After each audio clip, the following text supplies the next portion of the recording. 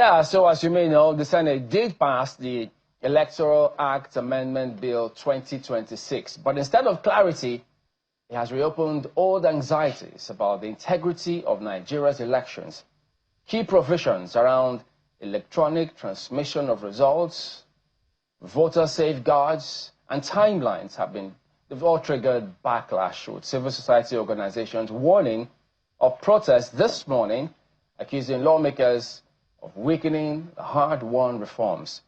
Now, with the House and Senate now at odds, attention shifts to the harmonization process and whether this amendment strengthens democracy or tilts the field in favor of political convenience. Joining us to discuss this is Honorable Zakari Mohammed. You may remember him, Chairman, House Committee on Media and Public Affairs with the 7th Assembly. Good morning. Thank you for coming in today. Thank you very much, Chairman. Thanks for having me. As they say, long time no see. It's been ages, eh? You just disappeared from... But I can see that age is setting in you, eh? Well, that's nice, eh? In a good way, but I don't have that You used to be, yeah, boisterous, but at least... I'm still boisterous. I like how you are now. More dangerous in a different way. I like that. So let's start off with, as a matter of fact, your constituency. I mean, it was heartbreaking for a lot of people when they saw that story. Many people couldn't actually wrap our heads around that one, just as we have in several other cases. We understand the communities had written letters, they had warned certain things were supposed to be done, but it was not. So what can you tell us about what happened? You know, it's a very sad development, and I tell you that if you know the topography of that area, you know, we have the Bogu Game Reserve, which of course covers from Niger, some part of Kebbi, some part of Kwara, some part of Benin Republic, northern Benin Republic. So it's a very large expanse of land. So these non-state actors have found themselves inside. That's where they stay. And from there, they come out to cross Sabok and go back. I think federal government should pound the place. We just need air power to just get rid of those people. Because it's annoying. You go to a whole village, slaughter about 200 people. Why? In this time and age? It's painful because they have an army barracks which is not too far away from this community that happened. There's a battalion there. There is a Nigerian Air Force in Nibusa. Wara is a border community between Kwara and Niger. So even though the road is very bad, the road is about 84 kilometers from Kayama to Nibusa, and Wara is within that place. So I think that the government just has to be very, because that has set us back several years. Because the truth of the matter is that these are rural people who are just subsistence farmers, who are just living from hand to mouth. Then you go massacre them. They don't have here, they don't have the how. In a country like Nigeria, it's very sad. And that's why I was sad that the VP visited Kwara and refused to go step his foot there. It's very sad. Did they give any reason why? I don't know. Whatever reason it is, whatever reason is it, he's gone to Niger, he's gone to Mokwa, he's gone to see people and empathize with them. But our people, he refused to go there. So for me, the state governor went. He went in the night, in the dead of the night, and that's commendable. He went there for about 2 a.m. When he reached Kayama, after visiting the emir, they told him. He said, "Where is the place?" And they told him, and he drove there that night, about 2-3 p.m. I commend his guts. If the governor can do that, what's stopping the vice president taking a chopper from Kwara, Ilorin, to that place? And there, of course, the new Busa is there, where you have the Nigerian Air Force, you have an airport there. So it's very sad, and we take exceptions to it. We're people in Nigeria, and we should be treated as Nigerians. Yeah, and you know, part of what we also highlighted in our opening sequence is that we consistently keep trying, of course we can't stop trying, to get our leadership recruitment process right, so that we can have persons who can take the right decisions, so we don't have to be faced with this kind of scenario where hundreds of people will just be killed in 2026. So that's really sad. And one of the ways is through our elections. And so the Electoral Act is in focus at the moment. So that controversy about what the Senate did. Interestingly, the House of Reps, they've sailed through this a long time ago. So they had passed theirs, and so they were just, in fact, off the record, some of them told me they were kind of surprised when the Senate came up with this position. But of course, you have a lot of backstory. What's your impression of what happened? For me, I just want to warn Senator Godswill Akpabio and his principal officers and senators of the Federal Republic of Nigeria, I have a lot of friends in them, to say that, look, don't take Nigeria several years back. Somebody introduced a card reader. He lost election because of the card reader. There's supposed to be an improvement on that. I was listening to my friend Kazim, very unfortunate, that he was trying to defend the indefensible. In the 21st century, if POS can work in my village, can work in the next hamlet, what's stopping us from adopting electronic transmission? I ran 3 elections as a politician. I won 2, I lost 1. So for me, I know what it takes for somebody to contest and be fairly and squarely defeated. Then, of course, if you look at the coups that happened surrounding us in West Africa, they were the result of bad elections. So why do we take Nigeria is the most important country, black nation in the world? So countries like Kenya, when I listened to them, when they were saying that countries don't, electoral transition is on, you are defending indefensible in the 21st century. Countries like Ghana, Kenya, Namibia, Rwanda, Sierra Leone, Brazil, Mexico, the United States of America, Venezuela, France, Estonia, India, UAE, and Australia all transmit their results electronically. Let me tell you what happens. I listened to Kazim. If elections will be rigged, they are rigged from collation centers. Because what happens in the polling unit is that there are agents there. Sometimes between the polling unit to the ward collation center, that's where the havoc happens. But if you transmit from the polling unit to the ward collation center, to the RF, nobody will change the figures because you will have the hard copy, you have the soft copy. In fact, people have moved down to electoral kiosk. What you have electoral kiosk is like an ATM machine. You see the parties with their logos. You punch when you put in your electoral card, and it's there. Nobody's tampering with your results. So how would senators sit at the 21st century and be telling us that, no, because in my village, sir, Starlinks work everywhere in the world. It's a private concern. So they should stop speaking like that. And I get sad because this is an institution that made some of us. How would people be saying that? It is, I'm sorry to say, it is retrogressive.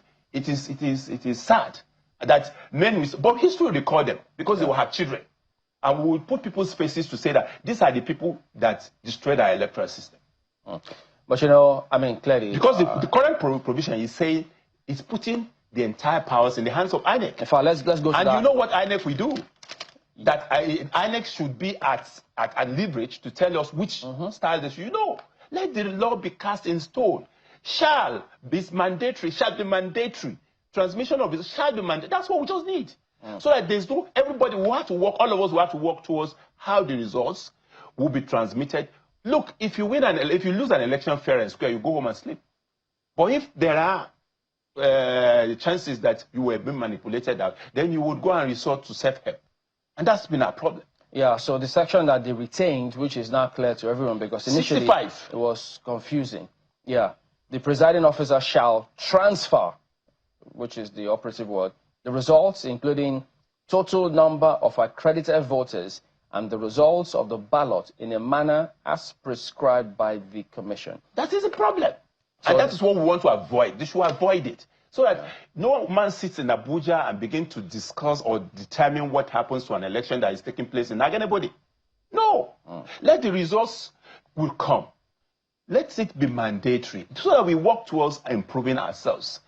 Remember, somebody brought card reader. Remember, these electoral systems, we can't take us back.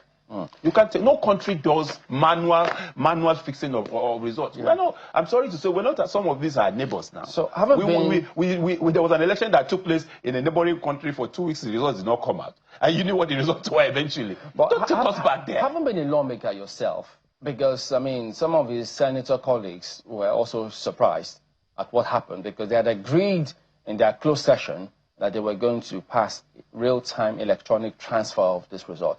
What do you think could have happened? It's simple. I'm sorry to say, there are senators there who exactly don't know why they're there. Because whatever you do does not last forever. You would play your part and just leave. And of course, some of them believe that they can't win their elections or coming back there unless they resort to self-help. And it is when this gap is left, that's where some of them With due respect, there are some senators there that are very popular in their constituencies and can win election any day. But there are a lot of them who will not win election. So they're hiding on that. But you cannot, because of your own convenience, throw a lot of people under the bus. And that's exactly what is happening. And I want to say that it is selfish, it is self-serving, and of course taking us very, very back. And I believe that President Tinubu says he's a progressive, and that he's been at the vanguard opposition. He was a senator of the Federal Republic. His wife is a senator. I want him to come out to let Nigerians know that for the first time in history, he has stood up to say, let votes count. And that's all. Anybody that wins fair and square, that's all. Okay. Well, I understand. I mean, there's going to be a protest today in the National Assembly on this same subject matter. So we've got our man, Friday Kirkby, who is on cue. He's right there at the premises. So Friday, tell us, what is going on at the moment where you are? At the entrance of the National Assembly gate in Abuja, and I can confirm to you that a sizable number of protesters have been arriving. We have a members of the civil society organization from different organizations that are already arrived. We also have a handful of some members of the African Democratic Congress, like ADC, who are also here. We have some women groups that are also here. All of them are right here at the entrance of the National Assembly for the protest. I can also confirm to you that there is a huge deployment of security personnel, comprising the police, the army, and also officials of the NSCDC, that is Nigeria's Security and Civil Defense Corps. So we are here. The protest has not actually kicked off. It's still waiting arrival of other protesters who will be joining them. The police is already barricading the entrance to the National Assembly gate, just behind my camera. You see that taking place. So there's much preparation, much gathering of protesters here.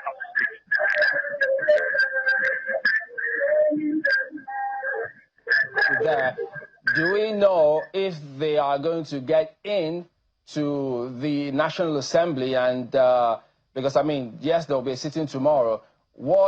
From what you see on ground, is likely to happen when they do convene? Is it just they convene, speak to the press, hand over a letter, and then the message would have been sent? I spoke to some members of the civil society group that are here earlier on. The pillar agrees is that the protest will happen at the entrance, just where we are standing right now. This is where the protest will happen. They do not intend to go into the National Assembly premises because, like you rightly said, they are not sitting today. They intend to pass their message right here, the entrance of the National Assembly. And even if they had intended to go in, the presence of security men that are already barricaded the entrance would have made it impossible.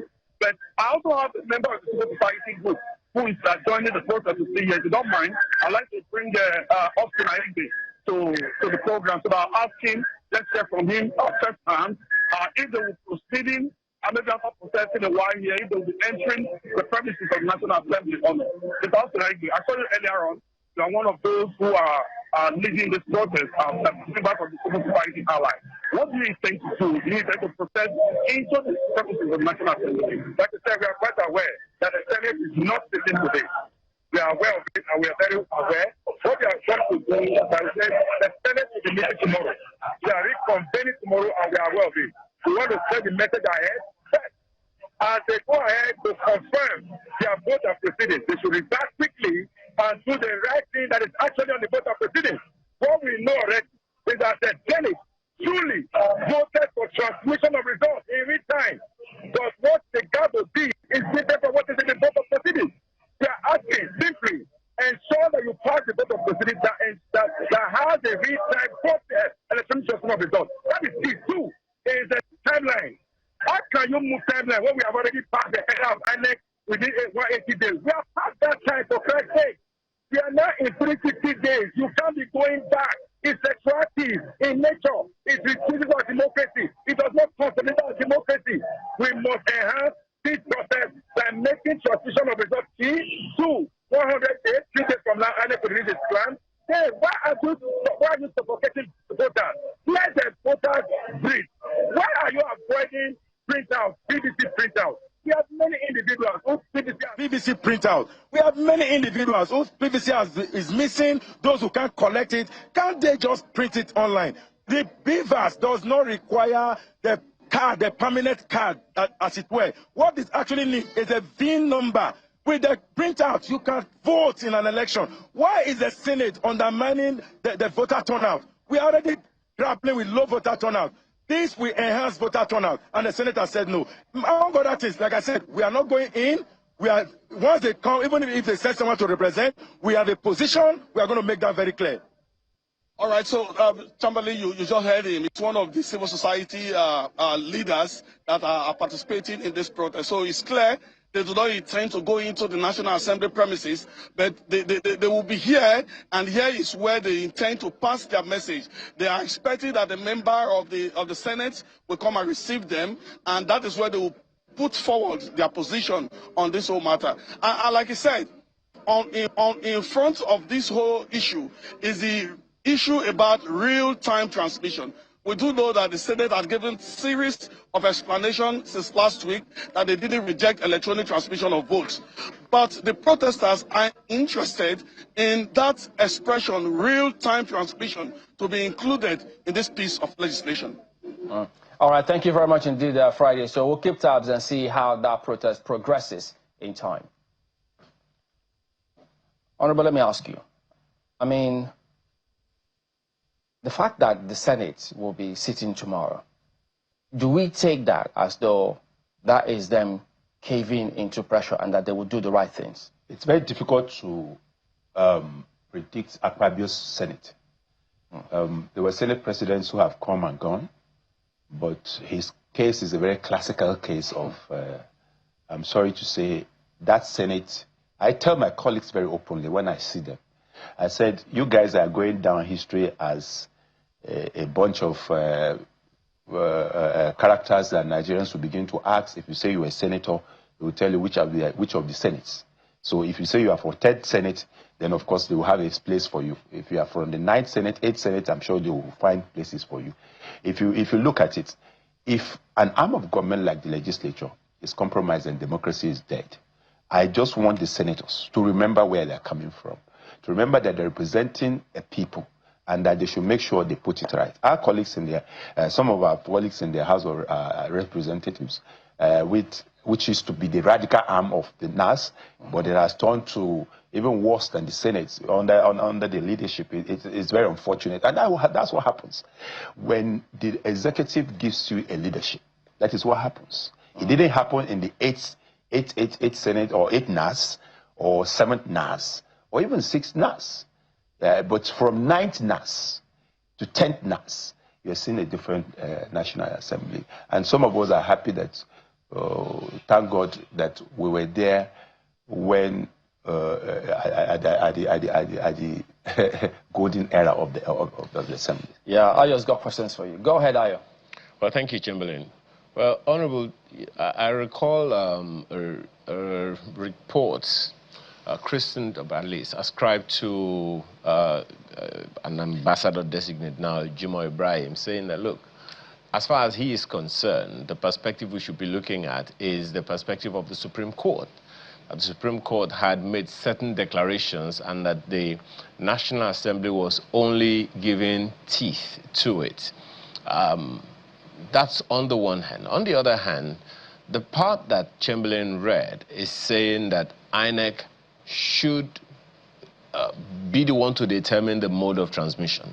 And you also listen to Senator David Mark saying, look, don't speak for INEC. Let INEC come out to say whether or not they can do it. Do you think it's weakness on our part?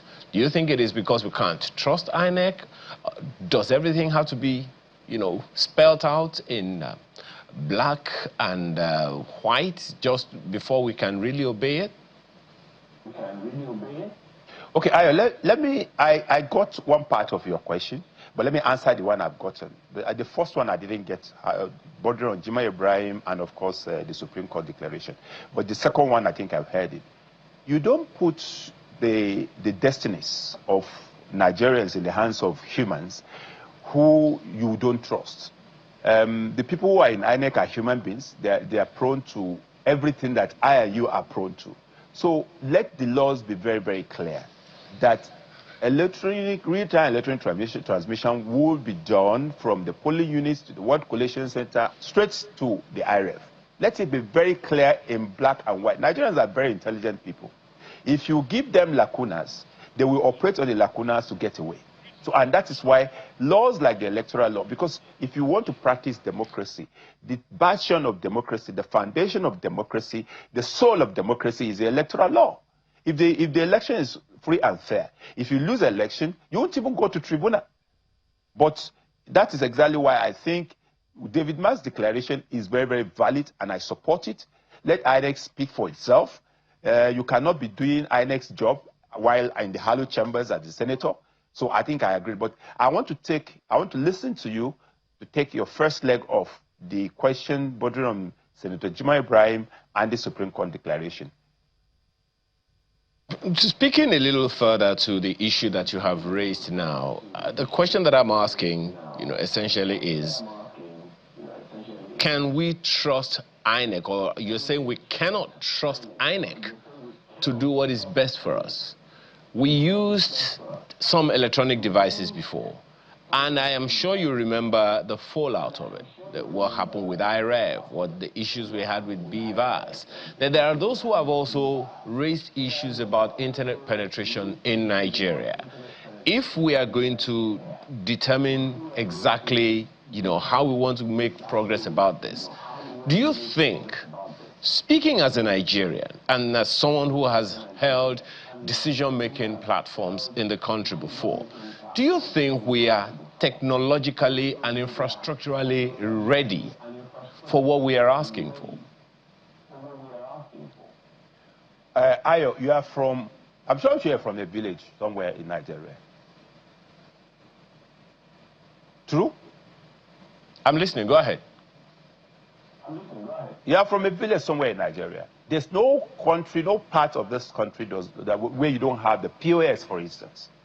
And they transact businesses. And the internet penetration, anybody that tells you that is not being too sincere with you. Internet penetration is valid everywhere. I told you, I gave you, without advertising, I gave you an example of Starlink, for instance. They are everywhere in the world. And there are other ones like that. And INEC can even have its own dedicated one.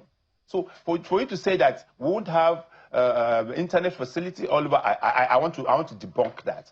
And thirdly, yes, the people in INEC are the people we are going to use because we can't get people from the space. However, let the laws assist them. No matter how good you are as an INEC officer, if the laws are not very clearly stated, you can be manipulated by the powers that be. So let the laws be very clear. Let it be cast clean, clear. It doesn't take anything. That there shall be real-time transmission, electronic transmission of results from the polling units to the World Collation Center straight to the IREF or straight to the IREF. It's simple. So that even if our friends, our brothers who are in America, who are in every part of the world, can monitor the election and follow it. Let me tell you, the Edo election, for instance, we were following it on IREF, and it was going on.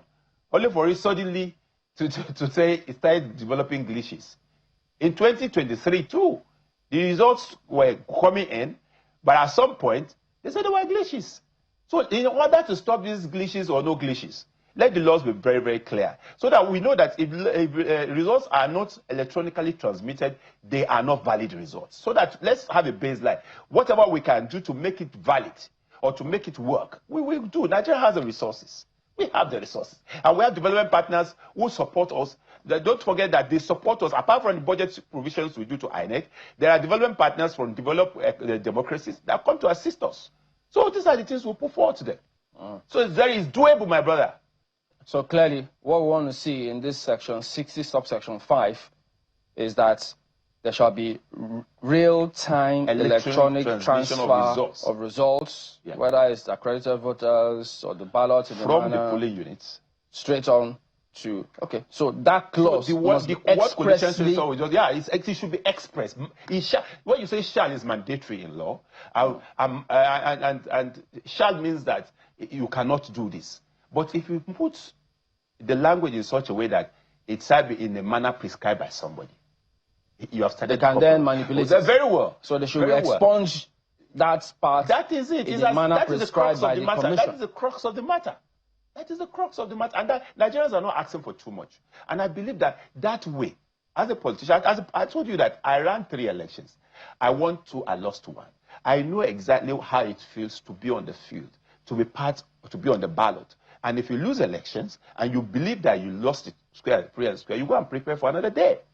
But where there are ambiguities here and there, you will now begin to waste time of the courts, waste time of the system, and now they will be swearing in members or senators midway into the term.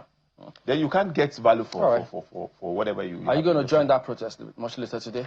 Now, definitely. I'm an opposition member, and I think it's opposition movement that is doing it. We'll go there and let them see us. Let's tell them that, look, this thing is not right. There's a way you can do it. We were here before. We know that you can do these things. Put your names in gold, gentlemen, and let this matter rest. So that if Mr. President is able to garner his support and win, he wins. Yeah. If anybody wants to, he wins. Let's build a country. We were there yesterday. Some were there the day before yesterday. Some are there today. Some will be there tomorrow. So let's build a system that is strong, that can sustain, and that can keep us on moving. Let me tell you, buying a vote, all those things will be cut to the barest minimum. All right. Honorable Zakari Mohammed, thank you for your time this morning. Thank you very much. Abali, nice seeing you after a very long time. Yeah, same here.